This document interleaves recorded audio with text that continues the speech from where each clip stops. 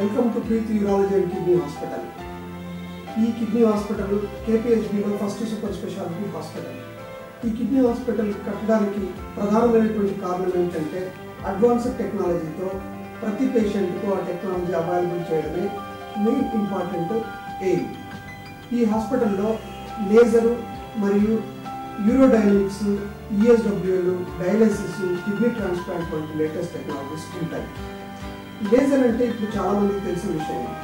లేజర్లో kidney stones treat చేస్తే advantage ఏంటంటే ఆ కిడ్నీ స్టోన్స్ను మనము ఎక్కడా బాడీని ముట్టుకోకుండా కేవలం యూరిన్ రాస్తారని వెళ్ళి స్టోన్ మీద కూర్చొని కంటిన్యూగా స్టోన్ మీద లేజర్తో అలా స్క్రేప్ చేయడం వలన పూర్తిగా పౌడర్ అయిపోతుంది. అంటే ఇలా పౌడర్ అయిపోవడం వల్ల వాష్ చేయడం వలన మనం కిడ్నీలో వెళ్ళి దాన్ని చూసి, అంటే రూమ్లో వెళ్ళి మొత్తం ఎక్కడెక్కడ కిడ్నీలో ఏ పార్ట్స్లో ఫ్లెక్సిబుల్ విట్రోస్కోపీ అండ్ RIRS అంటారు. అంటే మనం కిడ్నీ లోపలికి స్కోప్ ద్వారా వెళ్ళి లోపల కిడ్నీలో ఉన్న అన్ని పార్ట్స్, ఈవెన్ ఇలాంటి డెస్క్ కింద ఉన్న స్టోన్ కూడా మనం దాని దగ్గరికి వెళ్ళి చూసి దాని మీద కూర్చొని లేజర్తో అలా స్క్రేప్ చేసుకుంటా అది కంప్లీట్గా కరిగిపోయేంత వరకు కిడ్నీ లోపలే ఉంది, మళ్ళీ బయటకు రావడానికి అవకాశం ఉంటుంది. ముందు కాలంలో ESWL అంటే పేషెంట్ పడుకోబెట్టిన తర్వాత బయట నుంచి లేజర్స్ వెళ్తూ ఉంటాయి. అవి స్టోన్ పగలగొట్టాలి, కానీ కొన్ని స్టోన్ పగలగొట్టడము మనకి లోపలికి వెళ్ళి చూడలేదు. అంటే ఆ స్టోన్స్ అలానే ఉన్నాయనుకోండి, పేషెంట్స్ మళ్ళీ వచ్చి సార్ మొత్తం కిడ్నీలో అన్ని స్టోన్స్ ఉండిపోయాయి, ఆ కిడ్నీ స్టోన్స్ని ఎలా తీయాలని చెప్పి అడగడానికి అవకాశం ఉంటుంది. లేజర్లో అయితే మనమే కిడ్నీలోకి వెళ్ళి కూర్చొని ఆ కూర్చున్న దాని మీద స్టోన్ పౌడర్ చేయడానికి అవకాశం ఉంటుంది. సేమ్ లేజర్ టెక్నాలజీ మనము ప్రోస్టేట్ గ్లాండ్ కూడా వాడుకోవచ్చు. అంటే ప్రోస్టేట్ అనేది బ్లాడర్ నుంచి బయటకు వచ్చేటువంటి ఒక గ్రంథి, అది అడ్డం పడుతూ ఉంటుంది యూరిన్ పోయే రాస్తారు. వయసు పెరిగిన వాళ్ళలో మాత్రమే వస్తుంది. ఈ ప్రోస్టేట్ గ్రంథి ప్రధానంగా వీర్యం తయారు చేయడానికి ఉపయోగపడుతుంది. ఇలా వయసు పెరిగిన వాళ్ళలో మూత్రం సరిగా రాక ముక్కి పోస్తా కొంచెం యూరిన్ పోసే వాళ్ళలో మనం స్కోప్ ద్వారా వెళ్ళి ఎక్కడ అది ఎన్లార్జ్మెంట్ అయిందో ఇప్పటి వరకు దాన్ని కరెంటుతో కట్ చేసేవాళ్ళము. కరెంటుతో కట్ చేయడం వలన లోపల కాలిపోయి నల్లగైపోయి పేషెంట్కు మంట రావడం వరకు జరుగుతుంది. కానీ లేజర్తో చేస్తే ఎక్కడెక్కడ ఆ కండ ఎక్కువ పెరిగిందో అక్కడ మాత్రమే లేజర్ ముట్టుకుంటూ ఉంటే హోల్ లాగా పడిపోతూ ఉంటుంది. ఈ హోల్ మనకు కావాల్సినంత వెడల్పు చేసుకున్నప్పుడు యూరిన్ ఫ్రీగా పోయడానికి పేషెంట్కు అవకాశం ఉంటుంది. ఇట్లానే యూరోడైనమిక్ స్టడీ అని అంటారు. యూరోడైనమిక్ స్టడీ అన్ని హాస్పిటల్స్లో ఉండేటువంటి టెస్ట్ కాదు.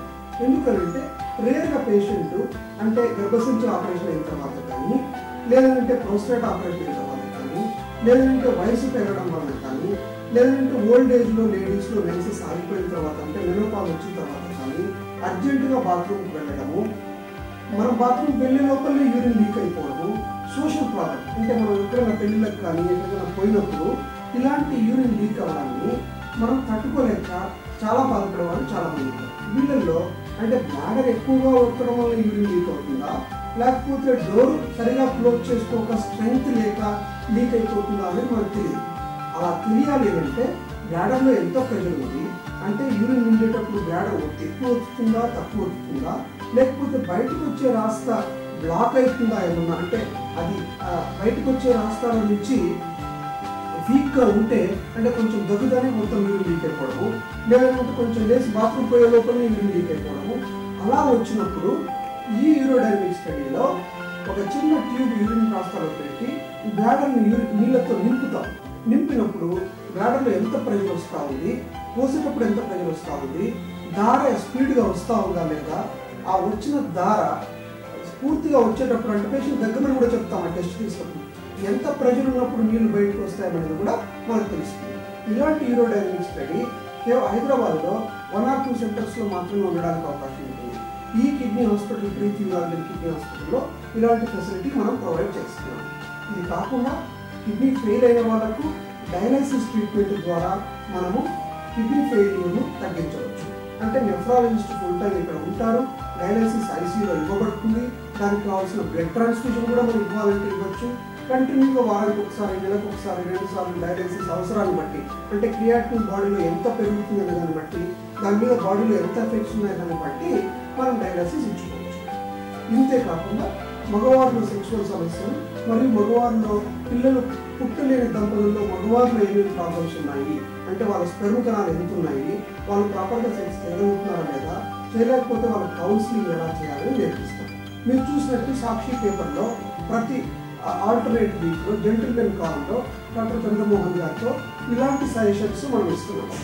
ఈ సజెషన్స్ ఏంటంటే లేమ్యాన్ అంటే 17 ఏళ్ళ నుంచి 25 ఏళ్ళలో పూర్వవాళ్ళలో సెక్షువల్ గురించి ఎవరిని అడగలేక వాళ్ళ బాడీ పార్ట్స్ గురించి ఎన్నో డౌట్స్ ఉంది.